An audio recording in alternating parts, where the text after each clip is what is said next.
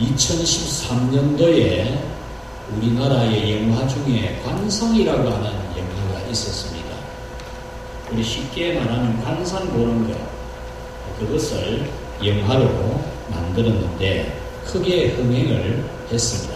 많은 사람이 그 관상이라는 영화에 관심을 가진 이유는 대부분의 사람들은 자기 운명에 대해서 매우 관심이 많다는 겁니다. 자기 앞날이 어떻게 될 것인가에 대해서 궁금해하고 미신적인 것이라도 믿고 싶은, 의지하고 싶은 그런 마음이 있다는 거죠. 우리 민족의 지도자 중에서도 존경받는 사람 중에 한 분인 백범 김구 선생은 상인의 아들로 태어납니다. 그 당시에 계급이라고 상인 계급이라고 하는 것은 과거에 응시해봐야 합격이 안 되는 그런 신분 계급이었습니다. 그는 상인의 아들로서 혹시나 해서 과거 시험에 응시했지만 역시나 그는 합격하지 못했습니다. 신분 제도에 따라서 참 자기의 삶이 결정되는 것에 대해서 탄식하고 낙심하고 있을 때에 그의 아버지가 관상쟁이가 되라, 관상 봐주는 사람, 관상쟁이가 되면 먹고 살 수 있다, 이렇게 말씀을 해주는 겁니다. 그래서 아버지가 관상쟁이가 되라고 하니까 관상에 관계된 마이상서라는 책을 사서 독파를 합니다. 그런데 그 마이상서를 읽어가면 읽어갈수록 자기는 실망이 되고 낙심이 됩니다. 왜냐하면 그 관상의 전문 책에서 알게 해주는 것을 따라서 자기 얼굴을 보니까 자기 관상이 형편없는 관상이라는 것을 알게 되는 겁니다. 자기 관상이 바로 지극히 가난하게 살아갈 사람이라는 겁니다. 자기 관상이 바로 사람을 죽이는 관상이고 풍파가 많은 인생의 관상이고, 그리고 비명행사할, 어디에서 죽게 될지 모르는 그런 역마살이 꽉 끼어있는 관상이라는 것을 알게 됩니다. 그래서 그는 자기 관상이 형편없는데 어떻게 남의 관상을 봐줄 수 있겠느냐, 이렇게 포기하려고 하다가 그 책을 끝까지 읽어 내려가게 됩니다. 그 책의 만리에 가서 그는 깨닫는 것이 하나 있었는데, 그 마지막에 글이 이렇습니다. 얼굴이 잘생긴 관상은 몸이 건강한 신상, 몸 신자, 신상보다 못하며, 몸이 건강한 신상은 마음이 좋은, 마음이 건강한 심상보다 못하다. 마음이 좋은 심상이 좋으면 관상이나 건강을 가진 신상이 좋은 것보다 낫다는 글을 봅니다.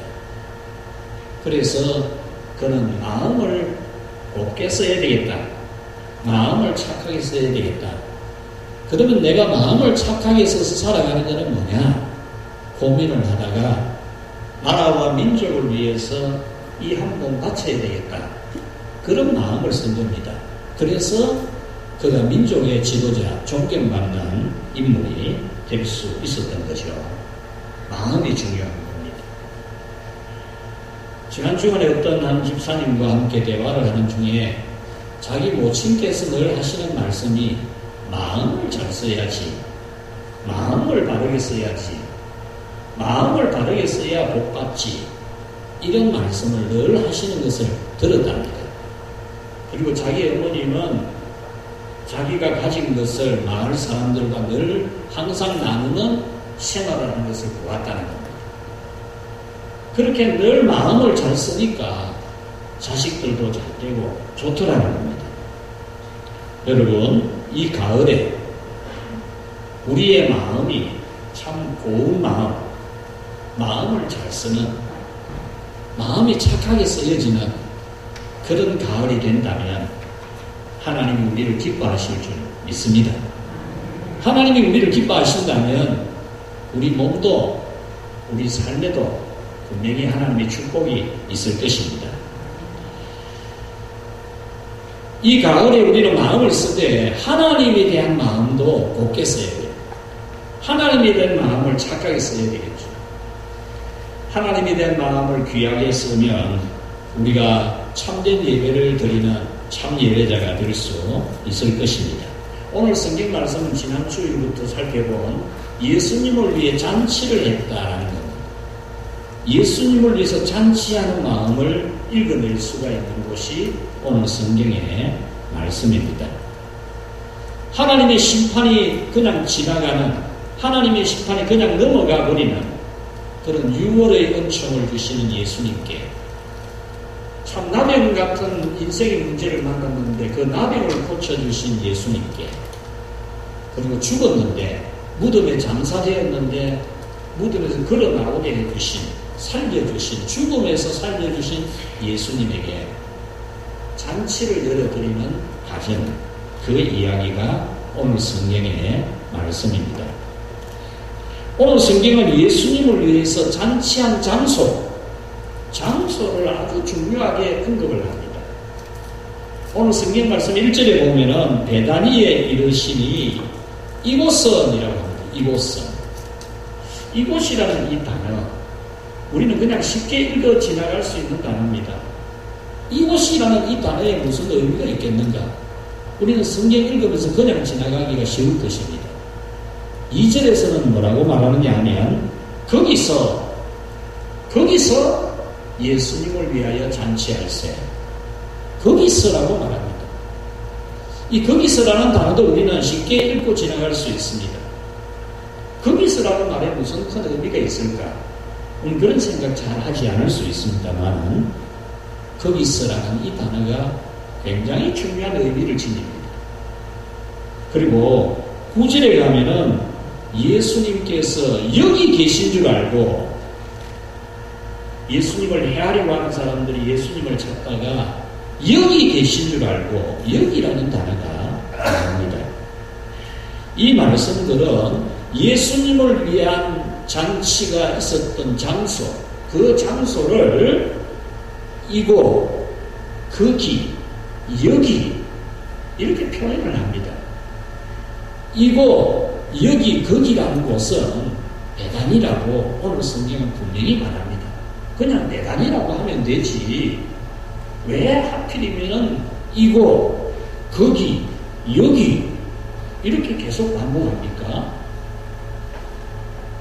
오늘 이 성경에서 이곳, 거기, 여기라는 이 장소, 예수님을 위해서 잔치를 연 이 장소에 대하여 매우 중요한 교훈을 주는 겁니다. 그리고 여기서 이곳, 거기, 여기라고 하는 이 장소, 베단이라고 하는 이 마을, 베단이라고 하는 뜻은 비참한 사람의 집이라, 그런 뜻입니다. 비참한 사람의 집이다. 예수님을 위해서 잔치를 연 장소, 이곳, 거기, 여기 왜 자꾸 이렇게 말합니까? 그냥 베다니 하면 되지. 그 베다니가 비참한 사람의 집이라, 그런 뜻입니다. 예수님을 위해서 잔치를 연 집이 비참한 사람의 집이라는 겁니다. 오늘 성경은 이 예수님을 위한 잔치가 비참한 사람의 집이라고 하는 것에 대해서 대단히 강조를 하고 있습니다. 이것은 예수님은 비참한 사람의 집에서 드리는 예배를 기꺼이 받아주셨다는 겁니다. 비참하게 살아가는 사람의 집, 거기서 드리는 예배, 거기서 부르는 찬송, 거기서 드리는 기도를 주님이 기쁘게 기꺼이 받아주셨다는 겁니다. 이곳, 거기, 여기라고 하는 비참한 사람의 집 베다니는 아픔과 슬픔과 절망을 경험한 사람들의 집입니다. 나병 환자가 모여 사는 동네고, 청년 나사로가 쇳대 같은 이 청년이 쓰러져서 죽는, 그로 말미암아 슬픔과 통곡이, 애곡 소리가 가득한 곳이 이곳, 거기, 여기 지시하는 장소입니다. 그리고 이곳, 여기, 거기라고 하는 이 베다니는 지난주에도 말씀을 드렸듯이 공동묘지가 있는 곳입니다. 날이면 날마다 장례치는 장소, 날이면 날마다 통곡소리, 울음소리, 하염없이 흐르는 눈물을 닦는 그런 비참한 사람들이 모습이 보이는 곳이 바로 이곳, 거기, 여기 이렇게 지시하는 베다니였습니다. 성경은 이곳, 거기, 여기라고 하는 이 베다니의 사람들의 직업, 그리고 집, 수입, 교육 환경 일절 말씀해 주지 않습니다. 그러나 1세기 당시에 이 나병 환자의 마을이고 공동묘지 옆에 있는 마을이라면 그 모든 것을 충분히 짐작하고도 남습니다. 그런데 예수님은 바로 여기, 거기, 이곳에 비참한 사람들이 드리는 예배, 그 예배를 기꺼이 받으셨다. 우리는 이 부분을 깊이 생각해 봐야 됩니다. 왜냐하면 이 성경이 이 부분을 강조하고 있기 때문입니다. 예수님은 이곳, 거기, 여기 비참한 사람들의 예배를 거절하지 않으셨다는 겁니다. 사양하지도 않았다는 겁니다. 비참한 사람들이 봉사하는 것 사양하지 않았다는 겁니다. 비참한 사람들이 헌금하는 것, 비참한 사람들이 찬송 부르는 것 안 해도 된다, 하지 마라, 이렇게 하지 않으셨다는 겁니다. 오히려 그 비참한 사람들이 드리는 예배를, 그 헌금을, 그 봉사를, 그 기도를 매우 귀한 예배로 규정을 하는, 예수님이 그 예배를 대단히 중요한 예배로 규정을 짓습니다. 이곳, 거기, 여기 같은 곳이 아니라 정말 거기서 보면 훤히 보이는, 그냥 보입니다. 베다니 언덕에서 보면 예루살렘은 그냥 보여요. 굉장히 웅장한 성이 보입니다. 그 예루살렘 안에도 예수님을 예배한 사람은 많습니다. 예수님을 사랑하는 사람들이 예루살렘 안에도 많이 있습니다. 생명의 위협을 감수할 수 있는 신앙도 있고, 재산의 희생도 얼마든지 할 수 있는 신자들이 예루살렘 안에도 많습니다. 예수님께서 나귀를 쓰시겠다고 했을 때 나귀 주인이 두말하지 않고 나귀를 내어드립니다. 예수님이 쓰신다니까 두 말도 안 하고 내어드렸습니다. 6월절 식사 장소, 그 당시 이 유대인들은 예수님이 예루살렘 성에 들어오면 죽일 계획을 다 세워놓고 있었습니다. 체포조가 있었습니다. 그런데 그 예루살렘 안에 있는 사람이 예수님과 그 제자들이 6월절 식사를 할 장소를 기꺼이 제공합니다. 어떤 위험한 일이 일어날지 알 수 없는 일인데 그 위험을 감수합니다. 120명이 모여서 기도하는, 성령의 강림을 기다리면서 기도하는 기도의 장소, 120명이 모이는 장소를 제공하는 신자도 있었습니다. 예수님이 십자가에서 죽으셨을 때 예수님의 시신을 장례하려고 나섰던 아리마대의 사람 요셉 같은, 향유 100건을 가지고 와서 예수님이 장례를 도왔던 니고데모 같은 관원도 예루살렘 안에 있었습니다. 그런데 예수님은 몸이 아프고 마음이 아프고 가난하고 삶이 힘든 이곳, 거기, 여기 비참한 사람의 집에서 예배를 받으셨다. 사랑하는 성도 여러분, 여러분은 바로 이곳, 거기, 여기에서의 예배, 내가 때로 아무리 닦아도 멈추어지지 않는 눈물이 흐르고, 아무리 생각하지 않으려고 해도 끝없이 생각나는 괴로움과 고통과 절망과 낙심, 마치 죽은 자 같은 그런 심정, 이 대단히 사람들처럼 비참하게 살아가는 그런 여러분이라 할지라도 여러분의 예배를 예수님께서는 기꺼이 환영하고 받으신다는 사실을 오늘 이 본문 말씀에서 깨닫고 여러분들의 평생에 주님은 나의 예배를 받으신다. 비록 내가 오늘 거기 여기 이곳 대단히 사람 같을지라도 비록 내가 죄에 빠지고 죄의 구름텅이에 죄의 웅덩이에 덩덩 빠졌다가 나온 그런 나라고 해도 예수님은 나의 예배와 나의 기도를 받으신다는 그런 믿음이 여러분들에게 분명하게 뚜렷하게 확실히 있게 여러분의 마음에 새겨지기를 주님의 이름으로 축원합니다. 여러분, 우리가 사는 형편이 이곳 거기 여기 같이 비참한 사람들의 집 같아도 괜찮습니다. 교육 수준이 높은 예루살렘 사람들이 볼 때에 저 지방 사람, 저 지방인 베다니에 사는 사람 같은 우리라도 괜찮습니다. 다만 한 가지, 우리가 참된 예배를 드릴 수 있다면, 예수님이 기뻐할 수 있는 참 예배를 드릴 수만 있다면 같이 합시다. 괜찮아. 할렐루야. 괜찮습니다.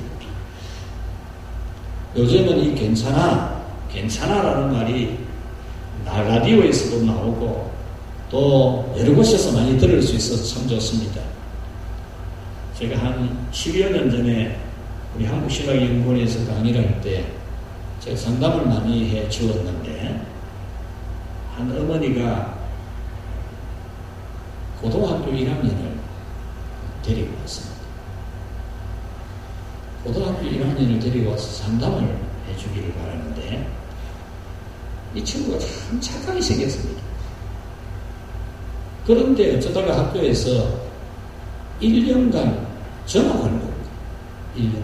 1년간 학교를 못 가는 거예요. 1년간 학교를 못 갈 뿐만 아니고 그렇게 되면 1년 후에 그 학교를 갈 수가 없습니다. 1년 후에 그 학교를 또 어떻게 가겠어요? 그래서 이 아이가 앞으로 어떻게 될 것인지 큰 걱정을 많이 했습니다.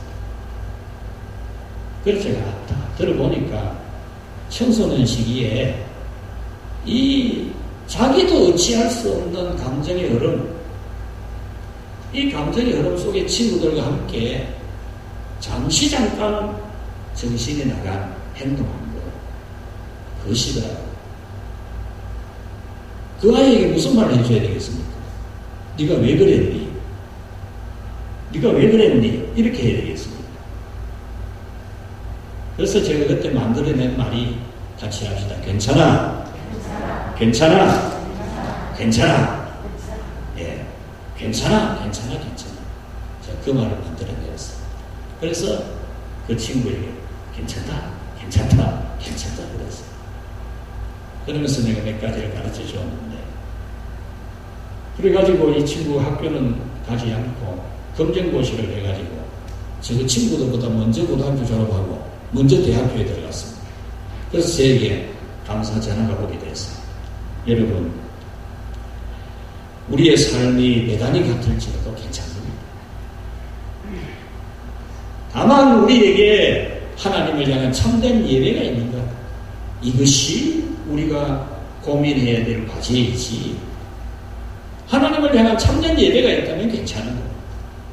예수님이 베다니를 얼마나 빛나게 존귀하게 만드십니까? 여러분에게 참 기도가 있고 참 봉사가 있고 참 찬양만 있다면 괜찮은 겁니다. 그러면 오늘 성경에서 이 비참한 사람들의 집이라고 불려지는 베다니 예배, 베다니 잔치는 어떤 예배였으며 어떤 잔치였을까? 첫째로 같이 합시다. 극진한 봉사의 예배. 극진한 봉사의 예배를 드렸다. 베다니, 거기, 여기, 이곳 비참한 사람들이 사는 곳, 그곳에서 드려진 예배는 주님을 향하여 극진한 봉사의 예배를 드립니다. 2절 말씀에 보면은 마르다는 일을 하고라고 말씀합니다. 여기서 일을 하고라고 하는 이 원문 단어는 3인칭 단수, 현재 미완료형으로 되어져 있습니다. 이 말을 우리말로 더 정확하게 번역하면 같이 합시다. 그 여자 하나가 섬기고 있다. 그 뜻입니다. 일을 하고라는 이 말의 뜻이 그 여자 하나가 섬기고 있다. 그 여자들이 섬기고 있었다는 말이 아닙니다. 그 여자 혼자 섬기고 있었다. 그리고 그 여자 혼자가 섬겼다. 한 번 섬겼다. 지난번에 섬겼다. 몇 년간 섬겼다. 그런 뜻이 아니고 계속해서 섬기고 있다. 원문의 뜻은 그런 뜻입니다. 식사하는 사람이 적어도 15명은 됩니다. 예수님 12제자 13명이잖아요. 거기에 나사로 앉아 있었다 그랬거든요. 14명입니다. 그 집은 시몬이라는 사람의 집입니다. 집주인이 없겠습니까? 음식 준비하는 마르다 있습니다. 거기에 또 마리아가 등장합니다. 아무리 안 되어도 15명은 넘었었습니다. 예수님과 그 제자들을 식사 대접하는데, 그들을 위해 잔치를 하는데 그 여자 혼자서 계속해서 섬기고 있었다. 이 말은 식사 준비 딱 해가지고 식탁 딱 차려놓고 드십시오.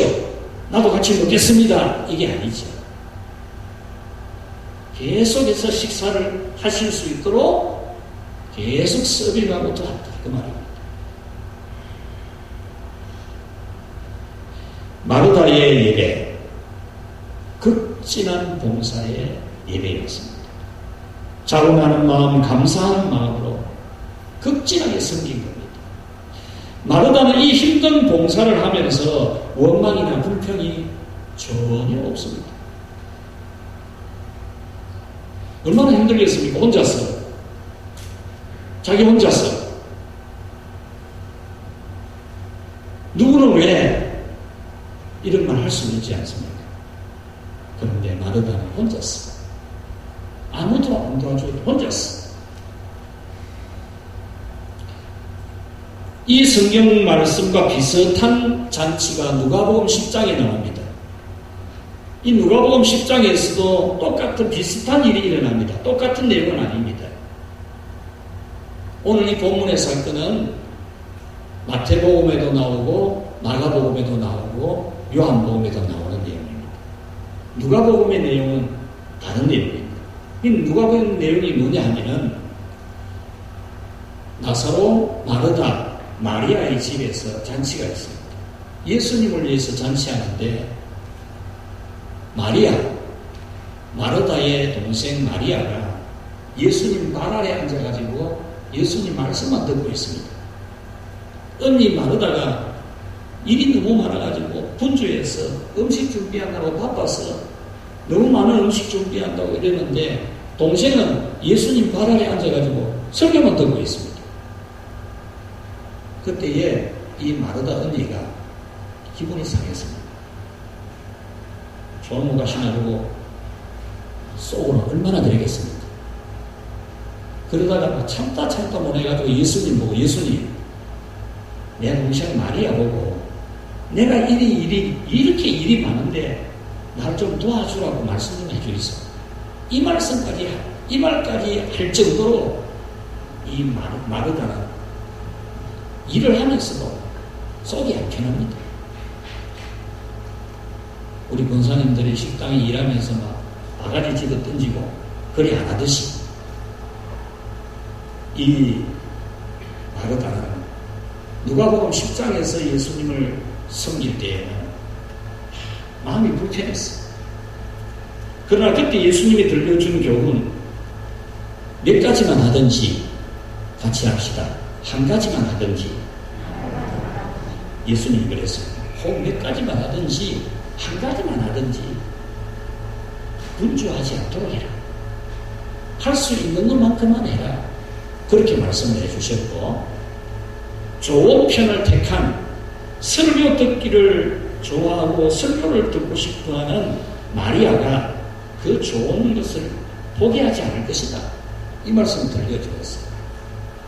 이 일 이후에 오늘 이 본문에서 마르다는 다시 예수님을 섬기는 잔치를 하는데, 여기서 마르다는 전혀 불평이 없습니다. 원망이 없어요. 왜 나만 하지? 왜 나 혼자지? 3인칭 단수라 그랬잖아요.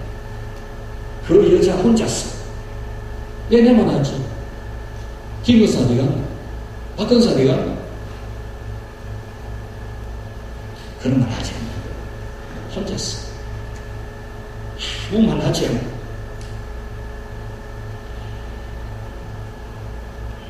이때의 마르다는 봉사의 신앙은 전에 있었던 그때의 신앙하고는 너무나 많은 차이가 납니다. 힘든 봉사를 왜 혼자서 해야 하고 다른 사람은 못하는 것인가 하는 불편한 마음이 전혀 없었다. 오늘 이 본문의 봉사에서는 그런 불편한 마음이 없습니다. 오직 감사의 마음, 기쁨의 마음, 예수님을 모신다는, 예수님을 섬긴다는, 예수님을 대접한다는, 예수님께 예배한다는 이 기쁨밖에 없습니다. 어떻게 내가 예수님 모실 수 있나? 어떻게 우리 집에 예수님을 모시고 예배할 수 있나? 그런 기쁨, 그런 감사밖에 없었습니다. 여러분에게 이 은혜가 있기를 바랍니다. 마르다의 봉사 영성이 이전보다 매우 깊어집니다. 여러분의 이 극진한 봉사의 예배를 배웠어요. 정말 이 마르다처럼 하나님 앞에 극진한 봉사 예배를 드립니다. 다른 사람 탓하지 말고 뭔가 못마땅한 게 있는 것처럼 그러지 말고 나 같은 것이 이곳 여기 거기 비참한 사람들이 사는 베다니에 사는 나라는 생각을 가지고 나 같은 것이 예수님 모실 수 있는 것은 영광이라고 여기는 그런 여러분의 믿음이 되어서 이 가을에 정말 주님이 여러분의 집에서 복을 주시기를 주의 이름으로 축원합니다. 두 번째로 이곳 거기 여기서 드리는 이 예배는 같이 합시다. 진정으로 감사하는 예배. 이 나사로가 드린 예배. 2절에 보면은 나사로는 예수님과 함께 앉은 자 중에 있더라 그랬습니다. 이 말씀은 예수님과 제자들과 그 집의 사람들하고 식사하려고 딱 앉아있는 자리에 나사로도 같이 앉아 있었다 그 말입니다. 이 말씀을 읽어가면서 우리는 나사로가 식사하는 자리에 앉아 있었다 이렇게 읽어가기가 쉽습니다. 그렇다면은 이 본문에서 전하는 중요한 메시지는 놓치는 겁니다. 나사로가 왜 거기에 앉아 있습니까? 나사로가 그곳에 끼를 그게 됩니까? 나사로가 그곳에 있는 이유는 진정한 감사를 드리는 겁니다. 내가 죽었는데, 내가 썩고 냄새 나는데, 내가 무덤에 장사되었었는데 예수님이 나를 살려주셨다. 예수님이 죽은 나를 살려주셨죠. 이것을 그곳에서 예수님께 감사하고 그곳에 있는 모든 사람들에게 내가 죽었을 때 예수님이 나를 살려주셨어. 이 간증을 하는 거예요. 나사로가 입을 다물고 있어도 그곳에 앉아 있는 것만 해도 예수님이 나를 살려주셨죠. 여러분들 다 알잖아. 내가 죽어가지고 썩어서 냄새나고 장사 지내서 무덤에 갇혀 있는데 예수님이 나 살려주시는 거 알잖아. 예수님의 부활의 능력, 죽은 자를 살리시는 예수님의 능력을 이 나사로가 앉아있는 것만으로 증거가 되는 겁니다. 또한 그런 공적인 자리에서 예수님께 감사를 드리는 거죠. 마르다의 예배가 극진한 봉사의 예배라면 나사로의 예배는 죽은 자를 살려주신 예수님께 감사하는 예배를 드리는 겁니다. 이곳 여기라고 하는 베다니의 예배는 죽은 자를 살려주시는 예수님에 대한 감사의 예배였습니다.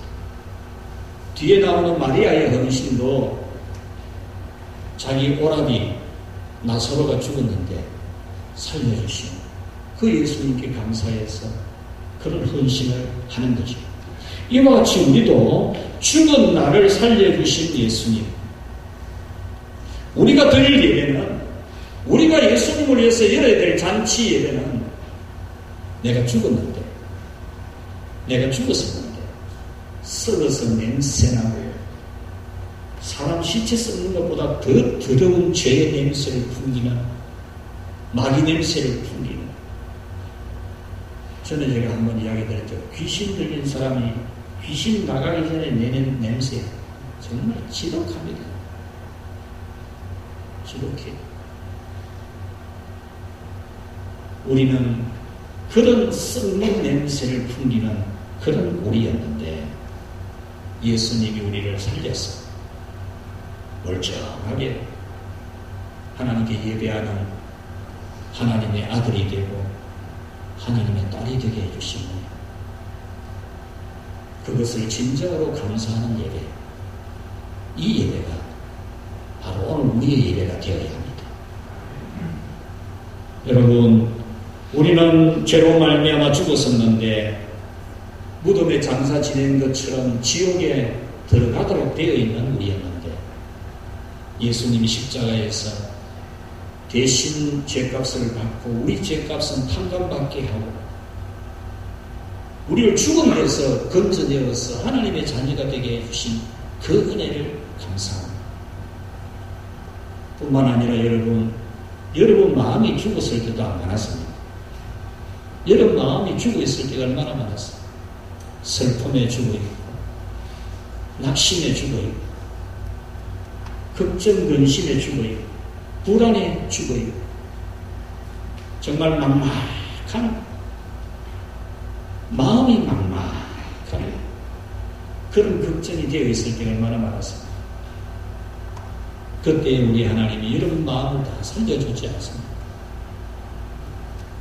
여러분들이 어려운 일을 당하고 힘든 일을 만났을 때 인생의 죽음을 만났을 때 그때 얼마나 울었고 얼마나 불안했고 얼마나 힘들었습니까? 그때 우리 주님 여러분 살려주지 않습니다. 지금 멀쩡하게 안 만들어놨습니다. 멀쩡하게.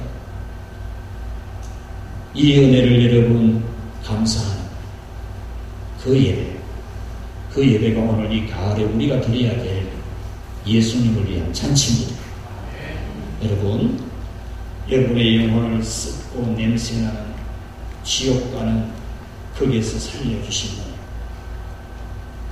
여러분의 몸도 마음도 지치고 삶이 고달프고 여기 거기 이곳이라고 하는 배단이 그와 같은 삶에서도 하나님이 회복시켜 주신 은혜를 감사하는 그런 참 예배를 드리는 우리 늘 푸른 교회 성도들이 되기를 축복합니다.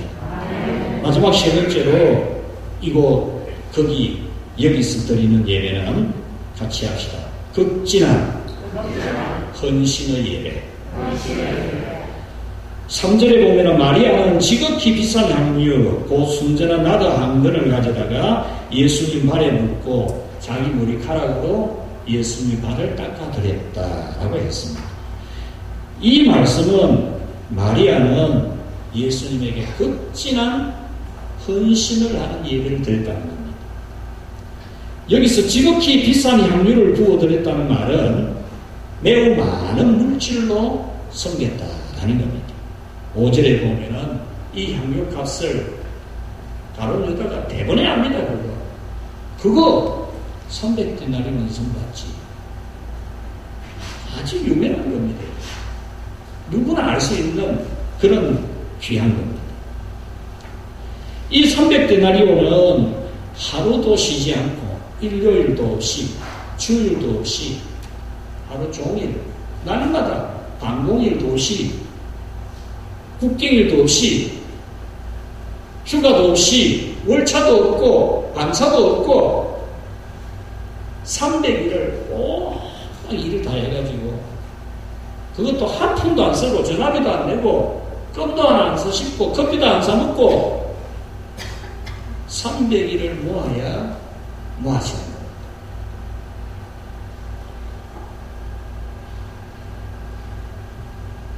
이 당시의 향유는 단순히 오늘날 우리 여성들이 남성들이 몸에 좋은 향기가 나게 하기 위해서는 향수 정도가 아닙니다.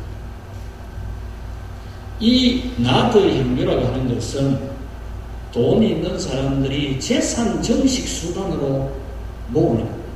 요즘 사람들이 주식 투자하듯이 금을 사놓는다든지 아니면 부동산을 사놓는다든지 이렇게 해서 재산을 정식하기 위한 수단으로 사놓는 게 향유입니다.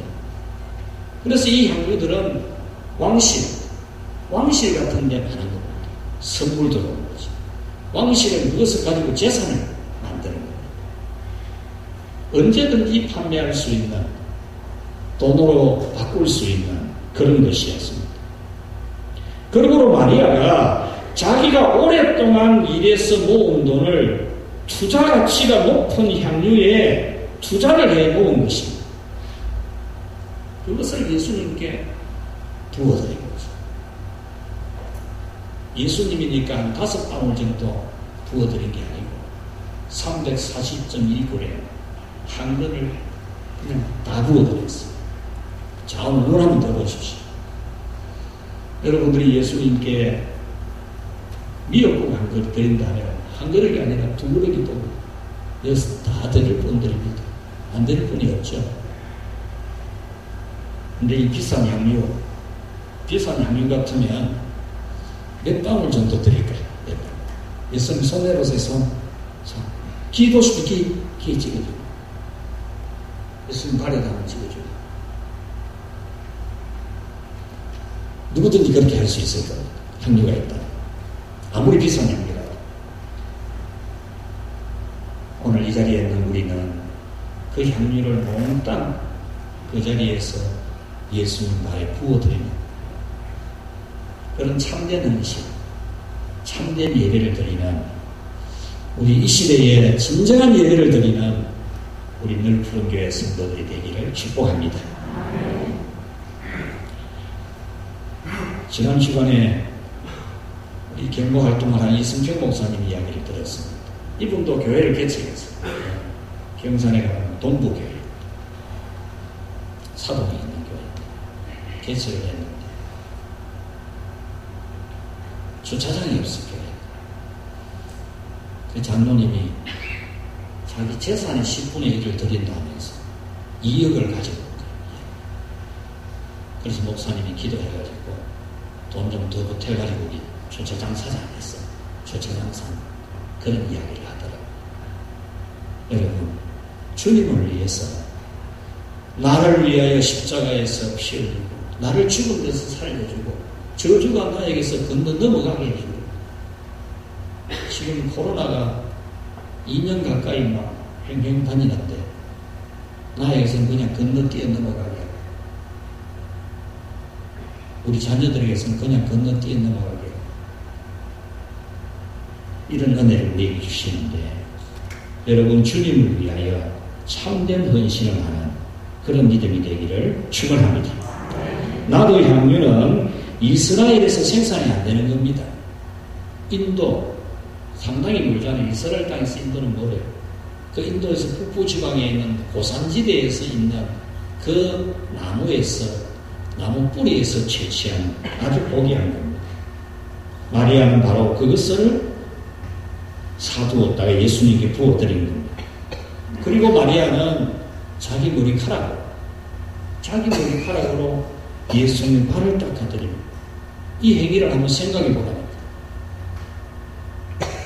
당시 노예들이 주인이나 손님들의 발을 씻어주는 예는 있었습니다. 그런데 마리아는 향유로서 예수님 발에 붓고 자기 머리카락으로 그 예수님 발을 다 닦아드리는 그런 봉사를 했습니다. 이것은 예수님을 위한 마리아의 예배는 극진한 헌신을 했다는 겁니다. 가장 고귀한 향유를 신체 중에서 가장 아랫부분에 있는 발에다가 붓고 신체 중에서도 가장 높은 머리카락으로 발을 닦아드리는 그런 예배를 드렸다는 겁니다. 이것은 예수님을 왕으로 예배했다는 겁니다. 요한복음서는 예수님이 하나님이시고 하나님의 아들이시고 우리의 구원이심을 증거하는 성경입니다. 그래서 요한복음 1장에서 예수님이 당신이 창조한 세상에 왔을 때 세상이 그를 영접하지 않았다. 예수님이 창조한 세상에 왔는데 창조받은 인간이 예수님을 영접하지 않았다는 겁니다. 왕으로 영접하지 않았다는 겁니다. 영접하는 자고 그 이름을 믿는 자들에게는 하나님의 자녀가 되는 권세를 주십니다. 예수님을 왕으로 영접하는 자에게 하나님의 자녀 되는 권세를 주셨다고 했습니다. 오늘 이 요한복음서입니다. 이 요한복음서에 나오는 마리아는 예수님을 왕으로 예배합니다. 오늘 이 자리에 있는 우리 늘 푸른 교회 성도 여러분, 오늘 우리도 이 마리아처럼 하나님 앞에 하나님을 왕으로 예배하는 옆집에 있는 누구보다도 못하게 하지 말고 여러분 손자한테 하는 것보다도 못하게 하지 말고 왕 중의 왕이신 예수님께 예배하는 그런 마음으로 헌신하시기를 바랍니다.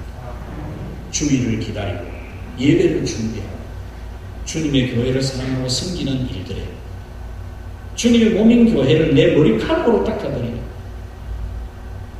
참 여러분들이 그렇게 하고 있어. 너무 귀하게 잘하고 있어. 무릎으로 다니면서 이 바닥을 닦고 있어. 무릎 걸리려고 무릎 후석 여러분 의자 밑에 전부 무릎 가리고 닦고 무릎 토요일마다 여러분들도 각각 맡은 일들이 그렇게 봉사하고 있어. 참 예배입니다. 참 예배. 말씀을 맺겠습니다. 이곳, 거기, 여기